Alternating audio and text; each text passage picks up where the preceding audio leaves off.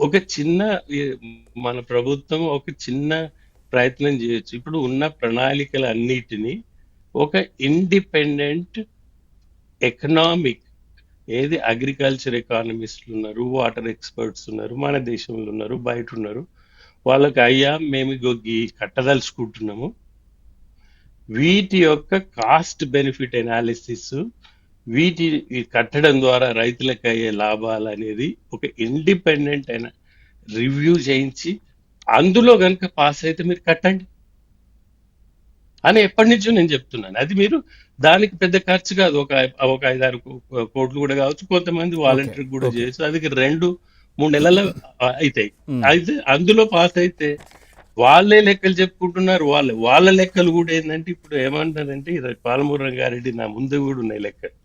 వాళ్ళు ₹1 కనుక పెడితే ₹1.26 వస్తాయట. హ్మ్. అంటే ఏది దానికి ఇన్ఫ్లేటెడ్ చేసి ఇగో ఈ పంటలు పండిస్తే దీనికి ఇగో ఇంత అవుతుంది అనేది కాకి లెక్కలు చెప్పుకున్నాక కూడా కాస్ట్ బెనిఫిట్ అనాలిసిస్ అంత వచ్చింది. అది రైట్. రైట్.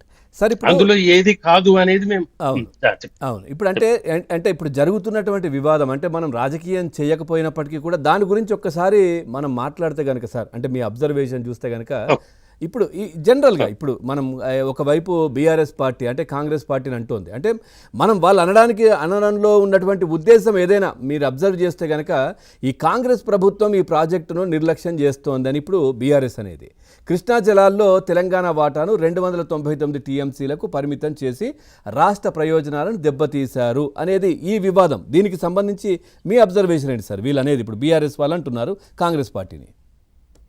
ఇప్పుడు ప్రభుత్వాలు అనేది ఒక కంటిన్యూస్ ప్రాసెస్. ఇది నా ప్రభుత్వం తర్వాత అనేది ఏదైనా ప్రతి ప్రభుత్వం, ఏ ప్రభుత్వం అయినా ఒక ప్రజాధనంతో నడుస్తుంది. ఇది ఒక కంటిన్యూస్ ప్రాసెస్. దాంట్లోకి పోకుండా ఏ ఏ పార్టీ ఏమంటున్నది అనేది దాంట్లోకి పోకుండా 3 విషయాలు నేను చెప్తాను. హ్మ్. ఈ మన భారతదేశంలో ఒక ఒక సెట్ రూల్ బేస్డ్ సిస్టమ్, అది పర్ఫెక్ట్ కాకపోవచ్చు కానీ నీళ్లను ఏ రకంగా ఏ రాష్ట్రానికి అలొకేట్ చేయాలి అనే కొన్ని ట్రిబ్యునల్స్ ఉన్నాయి. అవి స్లో కావచ్చు, అవి పర్ఫెక్ట్ గా పోవచ్చు, కానీ ఏ ప్రభుత్వం, ఏ రాష్ట్ర ప్రభుత్వం ఎంత కావాలనుకుంటుంది, ఎంత ఉండాలనుకుంటుంది, నాకు అన్యాయం జరిగిందా అనే దానికంటే ఒక ప్రక్రియ, ఒక రూల్ బేస్డ్ సిస్టమ్ అనేది ఉన్నది. ఇప్పుడు మనం ఎంత గట్టిగా మాట్లాడినా నాకు 299 టీఎంసీ కాదు, నాకు 550 టీఎంసీ కావాలనుకున్నా ఒక పద్ధతి అనేది ఉన్నది. హ్మ్. ఎండ్ ఆఫ్ ద డే ఏంటంటే ఆ పద్ధతిలో వాళ్ళు అలొకేట్ చేయాల్సిందే, కానీ ఎవరు ఎన్నైనా కూడా అది ఏమి కాని పని. హ్మ్. అంతే కదా. అంతే. ఆ దాంట్లో దాంట్లో ఫోకస్ చేయాలి. ఏంది, ఎస్ వీళ్ళ ఆర్గ్యుమెంట్స్ పెట్టుకోవచ్చు, ఆ ప్రభుత్వం చేయలేదు నేను చేస్తా అనొచ్చు, కానీ ఆ ప్రక్రియను ఈ 2 ప్రభుత్వాలు పూర్తి చేయాలి. ఏమని, గోదావరిలో గిన్ని నీళ్లు ఉన్నాయండి, ఈ నీళ్లను మీకు ఇంత ఇస్తున్నాం, మాకు ఇంత ఇస్తున్నాము అనేది ఎవరికి ఇద్దరికి సాటిస్ఫై కాకుండా ఒక ప్రక్రియ అనేది ఉన్నది. ఆ ప్రక్రియను పూర్తి చేయండి. దానికి already government, central government notification ఉంది. బ్రిజేష్ కుమార్ గారు ఆ ట్రిబ్యునల్ ఏదో ఉంది, దానికి ముందు పోండి, ఆర్గ్యుమెంట్ చేయండి, కోర్టులకు పోండి.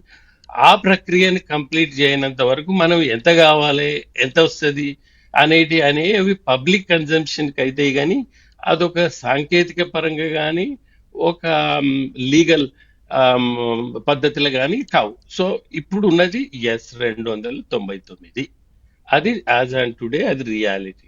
దాన్ని ఆ రియాలిటీని మార్చదలుచుకుంటే వెల్ అండ్ గుడ్, మార్చండి. ఆ ప్రక్రియ ద్వారా మార్చండి. మనం ఎన్ని స్టేట్మెంట్లు ఇచ్చినా ఏమి ఇచ్చినా కూడా అవి మారదు కదా. అది హ్మ్. మారినంత వరకు ప్రస్తుతం ఉన్నది ఇది. హ్మ్. ఇందులో అలకేట్ చేసిన వాటర్ను ఏ రకంగా ఉపయోగించుకోవాలి, ఎంత వైజ్ గా వాడాలి, ఎంత ఎకనామిక్ గా వాడాలి అనేది అదొక పద్ధతి. అవును. సో నేనేది ఏంటంటే ఆ ప్రక్రియ అయ్యేంత వరకు ఉన్న వాటర్ను ఏ రకంగా ఎంత ఎకనామికల్ గా, ఇప్పుడు రైతులను ముందు పెట్టండి. ఈ పంచాయతీ అనేది హ్మ్. ఏంటంటే మనము ఈ వ్యవసాయ రంగాన్ని ఎట్లా ఎట్లా అభివృద్ధి చేయాలి, రైతులకు ఎంత ఆదాయం కావాలనేది కదా. అది లేనంత వరకు మిగతా ఆర్గ్యుమెంట్స్ అన్ని అర్థరై. అయితే నేను నాకు తెలియదని కాదు, పర్టికులర్లీ మన శ్రీశైలం సంబంధించి అది ఒక కాంప్లెక్స్ సమస్య. ఏంటంటే ద- అది రిజర్వాయర్ నుంచి ఏ రాష్ట్రానికి కానీ నీళ్లు తీసుకునే హక్కు నాకు తెలిసినంత వరకు ఇంకా అలకేట్ కాలే. అది డిఫాక్టో పోతుండొచ్చు వరద జలాలను అదని. ఇప్పుడు ఈ పాలమూరు రంగారెడ్డి జిల్లా కూడా జరిగిన దానికి కూడా సిడబ్ల్యూసి అండ్ అలకేట్ చేయాలి. ఆ అలకేట్ చేసే ప్రయత్నం చేయండి, చేసిన తర్వాత చేయొచ్చు. కానీ చేయడానికంటే ముందు కూడా చేసినా కూడా ఈ రకమైన ఆర్థిక సమస్యలు వస్తున్నాయి కదా అనేది నేనని. అయితే ఇప్పుడు మనం మీరు అన్నదానికి ఏంటంటే ఒకటి రా- రాష్ట్రాల మధ్య ఉన్న వివాదాలను పరిష్కరించడానికి ఒక పద్ధతి ఉన్నది. ఆ పద్ధతి ప్రకారం మనం ఎన్నున్నా ఎండ్ ఆఫ్ ద డే దాని ఆ పద్ధతి పోండి, అది ఎవరి వాదనలు వాళ్ళు వినిపించుకోండి. అదొక రీజనబుల్లీ ఫెయిర్ ప్రాసెస్ ఉందని నేను అనుకుంటా. ఫెయిర్ ప్రాసెస్ కాదనుకుంటే కోర్టులు ఉన్నవి, అవి ఉన్నవి, అవన్నీ చేయాల్సిన తతంగాలని చేయండి. దానికి ఇంకొక డికేడ్ పడుతుండొచ్చు, ఇంకో సార్, 5-6 పడవచ్చు. ఇంతేనా ఆ, సార్ ఈ ఆ, నీటి పంచాయతీలు ఇవన్నీ ఇంకా తెగవా అసలు? ఎందుకు ఈ అది అంశాన్నే తెగ ఎందుకు ఈ విధంగా జరుగుతుంటది అసలు వాటర్ గురించి? వాటి త్వరితగతిన చేయడానికి కూడా నేను ఏ ప్రభుత్వానికి అనట్లేదు. ఇప్పుడు మనకు ఉన్న ప్రస్తుతం ఉన్నది ఆ ప్రాసెస్. ఆ ఉమ్, ప్రాసెస్ ను మార్చినంత వరకు అందులోనే పనిచేయాలి కదండి. ఇప్పుడు అవును. మనకు సుప్రీంకోర్టు ఉన్నది, హైకోర్టు ఉన్నది. మనం ఎంత కంప్లైంట్ చేసినా ఉన్నా కూడా ఎండ్ ఆఫ్ ద డే ఆ సిస్టమ్ అది ఉన్నది. అది మంచిదా చెడ్డదా అని మనము we can discuss until cows come home. But అదైతే ఉన్నది. ఆ ప్రక్రియలో చేరండి. 299 కాదు, నాకు 500 రావాలనేది ఆర్గ్యుమెంట్ పెట్టుకొని దానికి ఒక పద్ధతి ఉన్నది, ఆ ప్రకారం అవును. ఉన్నది. కానీ ప్రజలను రెచ్చగొట్టాల్సిన అవసరము అది. ఆంధ్రప్రదేశ్ కు ఉండకూడదు, తెలంగాణ దాని ద్వారా లాభం కూడా ఏం జరగకపోవచ్చు. అది కానీ అంతకంటే ముందు చేయాల్సినవి ఎన్నో ఉన్నాయి, అంతకంటే ముందు చేయకూడని కూడా ఎన్నో ఉన్నాయి. ఏది ఇట్లాంటి ప్రాజెక్టులను ఒక గుదిబండలను అంటగట్టి రాష్ట్ర ఆర్థిక వ్యవస్థను ఏ ప్రభుత్వాలు ఏదని నేను చెప్పట్లేదు. దీనికి చాలా మంది మన సివిల్ సొసైటీ కూడా బలి అయిపోతుంది. ఇది ఆవేశాలలో అయ్యో ఎవరో కడతనంటుంటే నేను తీసుకురావద్దు అంటున్నారు ఎవరో అది అవును. ముఖ్యంగా ఏంటంటే మనం ఆ దాంట్లో పడకూడదు, దానికి మనం ఇంకా ఆజ్యం పోకూడదు, దాన్ని ఒక రేషనాలిటీ. ఇప్పుడు రేషనాలిటీ ఏంటంటే ఈ ప్రాజెక్ట్స్ ఒక మనం ఏంటంటే 2-3 ఒక స్పష్టమైనటువంటిది ఏది ఇండిపెండెంట్ ఎక్స్పర్ట్స్ కానీ మీడియా కానీ సివిల్ సొసైటీ కానీ 3 ప్రశ్నలను ప్రభుత్వాలను అడగాలి, అన్ని ప్రభుత్వాలు.